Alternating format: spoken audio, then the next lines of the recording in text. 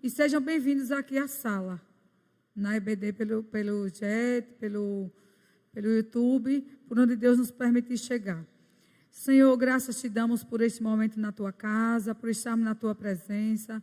Deus, tem misericórdia de nós, que nós possamos estar atentos à tua voz, que nós possamos, Senhor, estar ligados nas coisas que vêm do alto, crendo que o Senhor está no controle de todas as coisas e que nós temos que nos preparar para a sua volta. Que nós estejamos, Senhor, cada dia mais, buscando a Tua palavra, buscando as Tuas verdades e nos consertando para com o Senhor. No nome de Jesus, abençoe esta lição, fala o que o Senhor quiser falar, visita o coração dos meus irmãos para a glória e louvor, tão somente do Teu santo nome. No nome santo de Jesus, nós pedimos e agradecemos. Amém.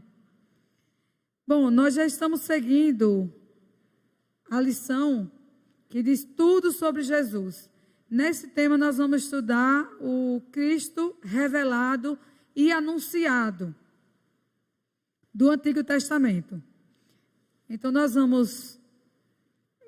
já vimos as 4 lições anteriores que falavam do descendente da mulher. E o Senhor proverá o cordeiro da Páscoa, Jesus o cordeiro pascal, Jesus nossa expiação e o descendente que edificará a casa. Então, essa é a nossa lição de hoje. Nós temos o texto básico, que é 2 Samuel 7, 1, 17. Na minha tela, eu tenho aqui o texto. Aí vocês podem abrir a Bíblia e eu vou ler aqui o texto. Para quem está aqui na igreja vai ver, né? Acredito que sim. Ora, estando o rei Davi em sua casa, e tendo-lhe dado o Senhor descanso de todos os seus inimigos em redor, disse ele ao profeta Natã: eis que eu moro numa casa de cedro, enquanto que a arca de Deus dentro de uma tenda. Respondeu Natã ao rei: vai e faze tudo quanto está no teu coração, porque o Senhor é contigo. Mas naquela mesma noite, a palavra do Senhor veio a Natã dizendo: vai e diz ao meu servo Davi: assim diz o Senhor, edificar-me-ás tu uma casa para eu nela habitar? Porque em casa nenhuma habitei, desde o dia em que fiz subir do Egito os filhos de Israel, até o dia de hoje, mas tendo andado em tenda e em tabernáculo. E em todo lugar em que tenho andado com todos os filhos de Israel, falei porventura alguma palavra a qualquer das suas tribos, a que mandei apacentar o meu povo de Israel, dizendo: por que não me edificais uma casa de cedro? Agora, pois, assim dirás ao meu servo Davi: assim diz o Senhor dos Exércitos: eu te tomei da malhada de detrás das ovelhas, para que fosses príncipe sobre o meu povo, sobre Israel. E fui contigo por onde quer que foste, e destruí a todos os teus inimigos diante de ti. E te farei um grande nome, como o nome dos grandes que há na terra. Também designarei lugar para o meu povo, para Israel, e o plantarei ali, para que ele habite no seu lugar, e não mais seja perturbado, e nunca mais os filhos da iniquidade o aflijam como dantes. E como desde o dia em que ordenei que houvesse juízes sobre o meu povo Israel, a ti, porém, darei descanso de todos os teus inimigos. Também o Senhor te declara que ele te fará casa. Quando teus dias forem completados e viestes a dormir com teus pais, então farei levantar depois de ti um dentre a tua descendência, que sair das tuas entranhas, e estabelecerei o seu reino. Este edificará uma casa ao meu nome, e eu estabelecerei para sempre o trono do seu reino. Eu lhe serei pai, e ele me será filho. E se vier a transgredir, castigá-lo-ei com vara de homens e com açoite de filhos de homens. Mas não retirarei dele a minha benignidade, como a retirei de Saul, a quem tirei de diante de ti.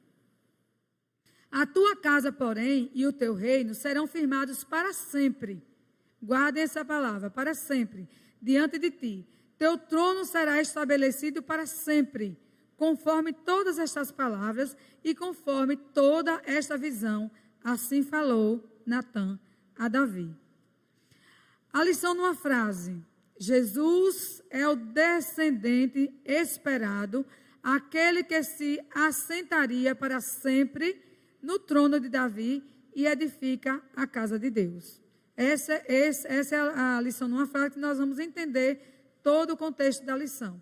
E quais os objetivos desta lição? Ao final da lição, o aluno deverá compreender que nem sempre motivações piedosas nos dão permissão para levantarmos a cabo nossos desejos. Entender que Deus está envolvido na construção de sua própria casa, a igreja. Louvar o filho de Davi, Jesus, o verdadeiro construtor do templo espiritual. Então, são esses objetivos que nós devemos entender com esta lição, com esse texto que foi apresentado. E a introdução, ela vai nos dizer que em muitos cristãos a obsessão por grandes templos persiste desde a Idade Média. Então, já se fazia os templos grandes, né, para que eles fossem louvados, usando a glória de Deus como desculpas, como se nós estivéssemos fazendo para Deus. Mas, na verdade, o que eles estão querendo dizer aqui é que os homens queriam se aparecer, cada um com seu templo maior, né? Porque eles não levavam o nome do Senhor, né? Usando a glória de Deus como desculpa para perpetuar o nome do construtor na história, além de fama e glória, a cidade que o templo foi construída. Então, seria o templo de Salomão, não é isso? O templo de Faraó, seria, ou de Herodes, como ele diz assim, aqui. Então, usava a glória de Deus como desculpa para que esses templos fossem apresentados com glória para os homens. Nós temos aí uma bela imagem de um templo, réplica do templo de Salomão, está aí para quem quiser ver. Então, esse templo não leva o nome do Senhor, né? É a réplica do templo de quem? De Salomão. Quem construiu? Salomão. Os homens queriam que o seu nome fosse perpetuado naqueles templos. Então, e qual era o desejo de Davi? Será que havia alguma coisa errada no desejo de Davi de construir aquele templo? Será que ele estava desagradando a Deus, né, com aquela vontade que ele tinha de construir o templo? Não desagradava a Deus a vontade dele de construir o templo. Davi procurou uma harmonização de seu senhorio com o próprio governo do Senhor. Então, ele chama o profeta Natã e aborda o assunto. Olha, eu moro numa casa de cedros e a arca de Deus fica na tenda. Isso lhe parecia uma enorme incoerência. Como é que eu tenho uma casa para morar e o Senhor não tem uma casa para morar? A arca do Senhor não tem uma casa para morar. Então, o desejo de Davi era um desejo coerente. Ele queria fazer uma casa para colocar a tenda do Senhor. Mas, não entendendo que essa não era a vontade do Senhor, né? Quando ele apresenta a sua vontade a Natã, Natã diz: Davi, você é um homem do Senhor, um homem de Deus, já guerreou tantas guerras, você está aí, né? No pensamento dele, está aí porque Deus estabeleceu o seu reino, você está aí porque Deus colocou você.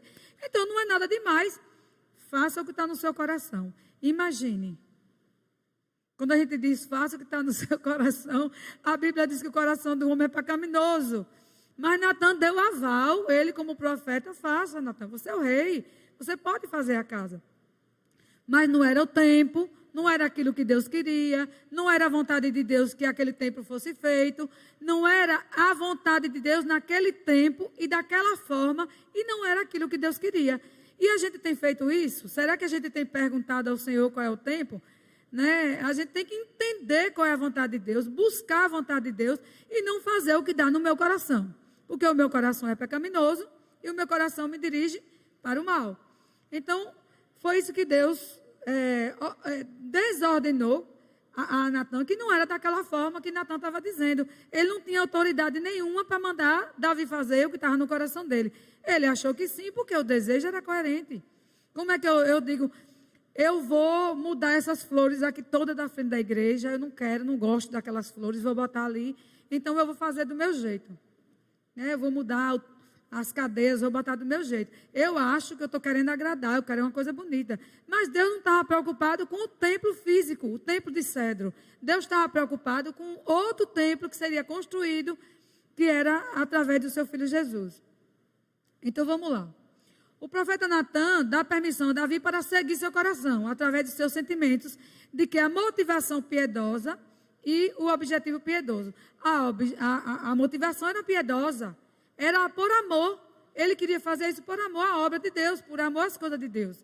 Então a motivação dele era amor, né? Piedade. Ele queria fazer para agradar a Deus. Então por que consultar o Senhor? Se a motivação dele era piedosa, se era para Deus que ele estava fazendo. Né? Uma certa vez a gente conversava com uma pessoa que dizia assim: eu dou as ofertas lá, eu dou o dízimo, mas no dia que eu resolvo, eu pego o meu dízimo e ajudo uma pessoa que está precisando. Eu pego o meu dízimo, vou converter ele em certas cestas básicas e vou dar às pessoas que estão carentes. Será que a motivação está errada? Ele está querendo fazer para sustentar as famílias, para abençoar a família. Eu tirar uma parte do dízimo, uma parte eu dou na igreja e outra parte eu vou ajudar quem está precisando. Mas é isso que a Bíblia diz? Essa motivação do coração dele é a vontade de Deus? Você deixar de fazer, eu vou deixar de ir para a igreja porque eu quero ir fazer uma coisa ou outra. Então, muitas vezes, as nossas motivações e a nossa piedade não condiz com a vontade de Deus. E era isso que estava acontecendo ali. Deus disse: não, vá lá e diga a ele que é tudo diferente do que ele pensa. Porque a minha motivação, a palavra diz que o nosso desejo não é o desejo de Deus, a nossa vontade não é a vontade de Deus, e é muito diferente do que Deus tem para nossas vidas do que aquilo que a gente quer. Né? Eu posso querer ir viajar, ser missionária, ir para um seminário, fazer, sem orar, achando, pô, eu vou ser missionária, eu quero ser missionária, e eu vou fazer a obra de Deus, mas é aquilo que Deus quer para mim? Que eu vá para tal lugar e tal lugar? Não é assim. Então, tem que buscar a vontade de Deus para saber, de fato, o que é que Deus requer de nós. Então, por que consultar o Senhor se o seu servo desejava? Era apenas servi-los. Mas, Natan estava errado. Naquela mesma noite, o Senhor veio a Natan e revelou a sua vontade, proibindo os planos de Davi. Aqui na lição, nesse primeiro tópico que a gente passou agora, ele diz que Natan aconselhou Davi a seguir o seu coração, né? Natan não fez isso baseado em alguma revelação da parte de Deus, mas apenas em seus sentimentos. Em momento nenhum ele disse: vamos orar? Vamos ver se isso realmente é a vontade de Deus? Comprar uma casa nova, né, Davi? Mudar de casa.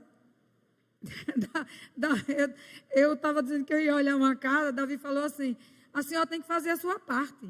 Se a senhora fizer a sua parte, quer dizer, juntar dinheiro, procurar dinheiro, trocar, fazer o negócio. Eu disse: mas eu tenho que orar ao Senhor. Se for da vontade de Deus, Ele vai dirigir, Ele vai abrir as portas. E Ele tem as motivações dEle. Quer que eu pregue o Evangelho? Eu penso logo: será que o Senhor quer que eu vá pregar lá? Quer que eu vá dar um testemunho lá em outro lugar? Será que é isso que Deus quer, que eu já fiz a minha parte aqui e vá para outro lugar? Então tem que orar ao Senhor. Eu não posso, como o pastor Lucas citou, dizer: olha, se realmente a casa for bonita, Deus quer que eu vá para lá.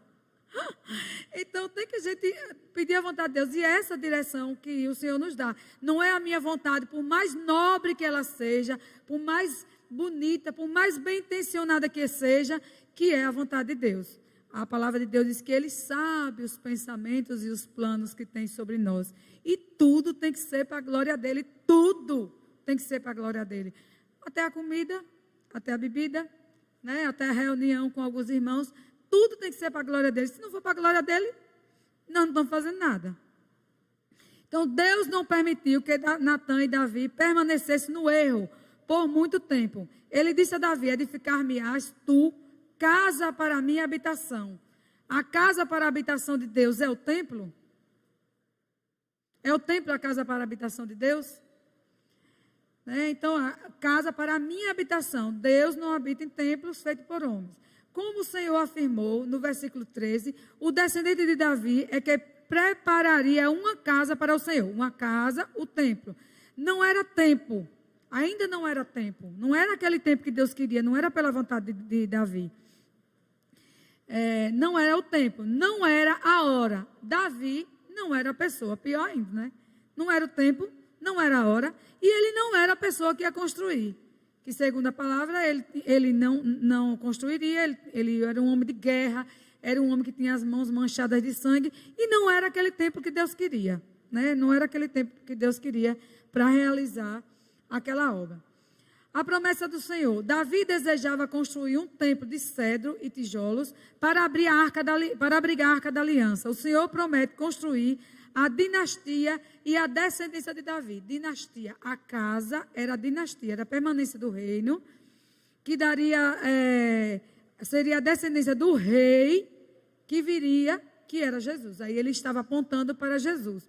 Por que para sempre, né? Nós vamos ver aqui. Essa descendência era a casa que seria construída pelo Senhor. Não se tratava de um templo construído com cedro, tijolos, pedras, mas com pedras vivas. E quem são essas pedras vivas? Quem será esse templo que o Senhor habita, essas pedras vivas? Nós, glória a Deus por isso. Davi aceitou sua parte no plano de Deus e não tentou ir além disso. Por vezes, Deus diz não aos nossos planos. Quando Ele faz isso, devemos aproveitar as outras oportunidades que Ele nos dá e reconhecer qual é a vontade dEle, né? Então, esse tempo para sempre não cabia a Salomão, né? Nós vamos ver aqui. Não era para Salomão o para sempre, era uma obra muito grandiosa. A obra grandiosa seria um trono que ficaria para sempre, até os nossos dias. Que essa é a vontade de Deus. Então, o templo somos nós. E esse reino, essa dinastia, era uma dinastia para sempre. Jamais passaria por Salomão. Vamos lá. O teu povo, gente única. Deus estava falando, tudo que ele fala aí nesse texto, ele relaciona com o povo de Deus. A permanência do povo, para a salvação do povo, para a localização do povo, tudo era para o povo. Aquele povo que Deus constituiu como seu. O teu povo, gente única, um povo único, esse versículo vem um pouco depois do 17, né? O povo de Israel é um milagre, espaço pela face da terra, perseguido, chacinado, continua com sua nacionalidade, tradição, religião e cultura. Então, assim, tudo o que aconteceu, os infanticídios, os homicídios, as perseguições, as mortes, mas Deus não deixou de cumprir a promessa dele. Então, essa dinastia seria para sempre, porque Deus fez uma promessa ao seu povo. Então, a casa que Davi construiria, ele era a casa de Deus, e através dele ia nascer aquele que seria o rei para sempre, que seria Jesus, que era descendente de Davi. Continua com sua nacionalidade, tradição, religião, isso por cerca de 2 milênios. Né, que foi da morte, da vinda de Cristo. Foi este povo que elegou a humanidade do Antigo Testamento e foi dele que nasceu Jesus Cristo. Se o povo de Israel desaparecesse da terra, a Bíblia perderia o seu valor. Aquele povo, né, aquele povo que a gente já sabe a história, assassino, desobediente, adúltero e tudo mais, é o povo de Deus, que Deus separou para si. E foi através dele que Jesus veio. Então, essa é uma ligação do Jesus homem, né? Que tem o Jesus Deus, o Cristo, e tem o Jesus homem, que veio da descendência de Davi. Esse povo, que os adjetivos são cada um pior do que o outro, né? São esse povo, até eu anotei aqui, esse povo, da descendência das mulheres, teria Tamar, né? Será, Batseba, Ruth e Raabe. Se a gente pegar só duas aqui, vamos pegar aqui Batseba, né, da descendência que foi a geradora da descendência de Jesus, Batseba, uma adúltera, né? Raabe, quem era Raabe? Uma prostituta. Então, as comparações. E os homens? A promessa se cumpre, apesar dos infanticídios que nós colocamos, mas os homens tinham Acás, que matava seus filhos e oferecia sacrifício, era da geração. Roboão, que teve um reinado muito violento e por conta dos juros que ele fazia, né, das incumbências, das cobranças ao povo, matava, era violento, e o povo era quem pagava o preço. Foi descendente de Salomão. Manassés, que foi o mais violento de todos, que a Bíblia diz que teve o reinado mais violento de todos, né? E Salomão, que era um idólatra, que se juntou com aquelas mulheres todas, né? Mais de 700 concubinas, e aquelas mulheres idólatras que traziam para o povo de Deus a idolatria. Então, esse povo, essa raça ruim, todinha, foi descendente de Davi e gerou o Filho de Deus, que era homem. Então, a identificação de Jesus com o nosso pecado, ele não pecou, mas ele foi gerado de uma raça complicada. E a gente podia dizer assim, mas como assim? Né? Então, a descendência de Jesus era essa a descendência aí, que nós temos como exemplo. Vamos lá.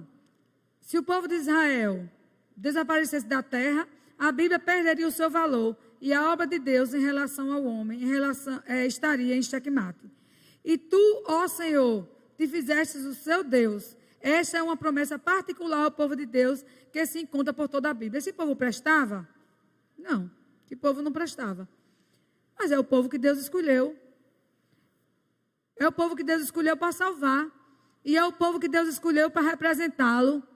E foi através desse povo que veio a salvação e nós conhecemos a Jesus. Então, nós somos pecadores, temos que reconhecer isso, que não tem ninguém bom, né? Foi através de Jesus. Edificar-te-ei a casa. Vai edificar a casa de Davi. Não se refere à casa difícil, mas sim à descendência de Davi e particularmente a pessoa de Cristo que viria dessa descendência. O filho de Davi que construiria o templo seria Salomão, aquele que é de paz. O nome Salomão quer dizer aquele que é de paz. Ele construiu o mais belo templo físico que Israel já teve. Então, o maior de todos, como a gente já sabe, Deus ordenou a Davi que apenas juntassem as coisas, as riquezas, porque ia ter o templo, mas quem ia construir era o seu filho. O Senhor diz, farei levantar depois de ti o teu descendente que procederá de ti e estabelecerei o seu reino. Este edificará uma casa ao meu nome e eu estabelecerei para sempre o trono do reino. Nessa passagem fica bem claro que esses detalhes são grandiosos demais para que a gente esteja se referindo a Salomão. Salomão não era para sempre, né? Ninguém é para sempre, só é para sempre Jesus. Então, Salomão não era para sempre. Isso não aconteceu com Salomão, apesar da sua glória e riqueza. Ele não seria o reino para sempre. Ele era rico, grandioso, famoso, né, o homem mais sábio da terra, mas ele não era para sempre. Então, é isso que nós observamos. O texto aponta para Cristo, Jesus Cristo, o filho de Davi. Mateus 1:1 diz isso, né, descendente de Davi. O príncipe da paz é encarregado de construir uma casa para o Senhor. Davi era encarregado de construir a casa, o templo para o Senhor. O Senhor diz, farei levantar depois de ti o teu descendente, que procederá de ti, e estabelecerei o seu reino. Este edificará uma casa ao meu nome, e eu estabelecerei para sempre o trono do seu reino. Está no versículo 12 e 13 do texto que nós lemos. Deus escolheu habitar no templo de pedras vivas, a sua igreja. E quem é as pedras vivas? Somos nós. Então, nós somos a casa. Então, todo cuidado com o templo ainda é pouco. Não é isso? O templo, quando a gente diz que não peca contra o templo, não peca contra Deus, porque nós somos a habitação do Senhor e do Espírito Santo. O que traz honra e glória ao Senhor é quando Ele faz grandes coisas em nossa vida para a glória dEle. E não quando fazemos algo para Ele e para a glória dEle. O que nós fazemos para Deus é trapo de imundície. Mas o que Deus faz em nós é para a glória dEle.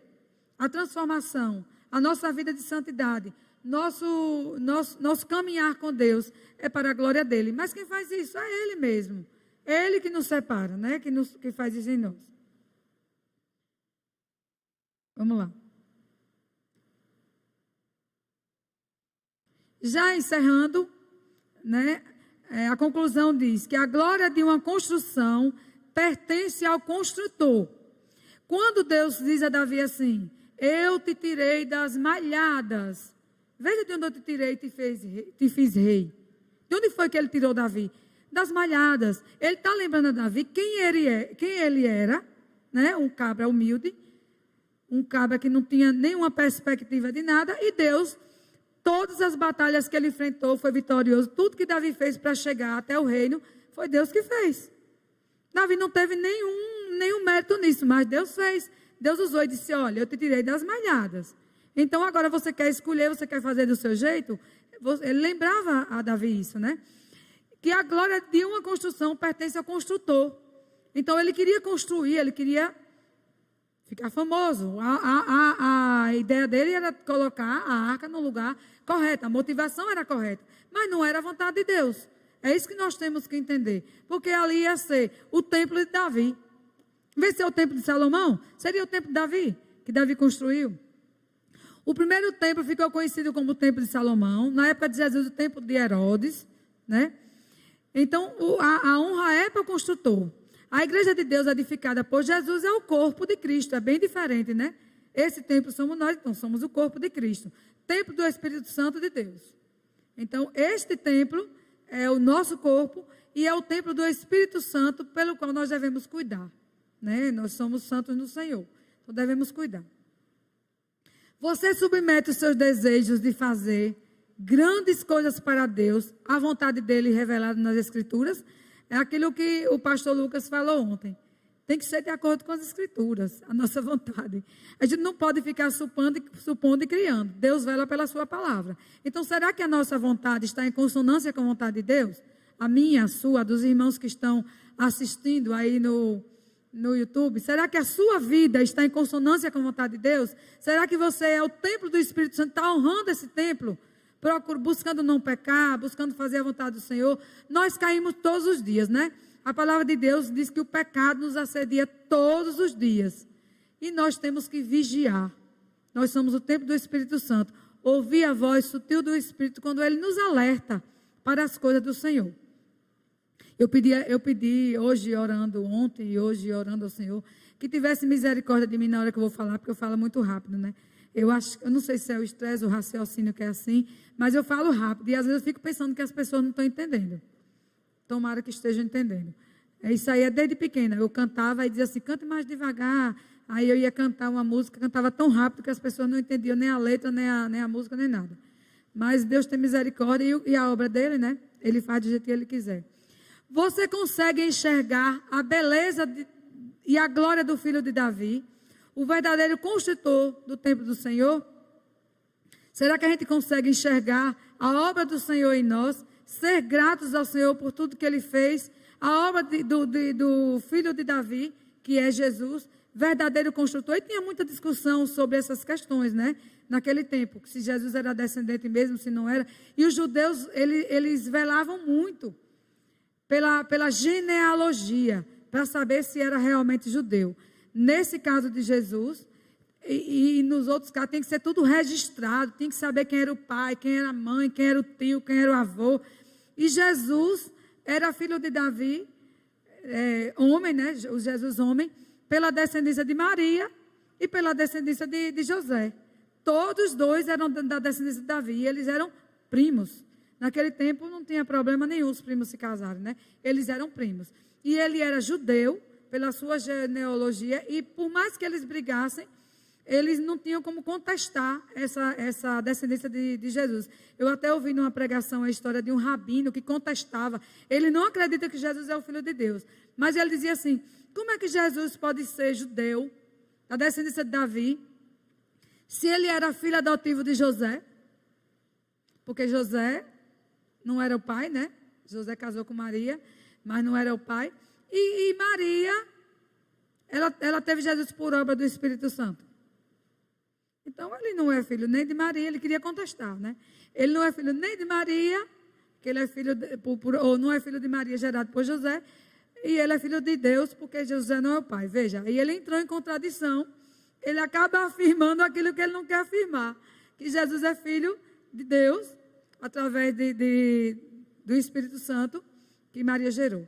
Então, que Deus nos abençoe e pensamos nessas perguntas, né? Nessas perguntas que ficam aqui como aplicação. Você submete os seus desejos a fazer grandes coisas para Deus? A vontade dele revelada nas Escrituras? Você consegue enxergar a beleza e a glória do filho de Davi, o verdadeiro construtor do templo do Senhor? Então, a obra da redentora, você consegue enxergar a obra redentora de Jesus?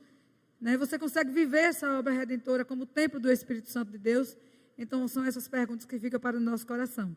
Que Deus nos abençoe, que Deus possa estar trabalhando no coração de cada um e nós possamos estar nos achegando como templo, crendo que as promessas, elas são eternas e que Jesus não deixou de cumprir nenhuma das promessas. Essa promessa veio de Davi para nós, não é isso? Veio de lá para nós. Nós somos o templo, nós somos filhos separados e as promessas do Senhor todas se cumprirão. E dessa forma nós vamos morar no céu, porque a promessa é morar no céu. Que Deus nos abençoe e eu peço aos irmãos que estejam meditando nessa palavra e compreendendo o que é que Deus quer para nós. Nós vamos orar.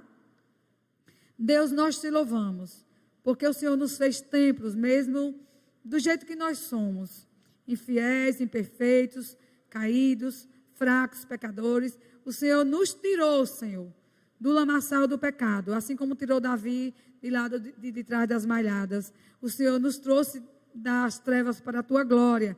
O Senhor nos fez filhos amados em Cristo Jesus. Nós te louvamos por tudo isso, Deus, e pedimos ao Senhor que continue a trabalhar em nossos corações e nós possamos reconhecer a obra redentora de Cristo em nós e sermos cada vez mais gratos ao Senhor. Em nome santo de Jesus, nós pedimos e agradecemos. Amém.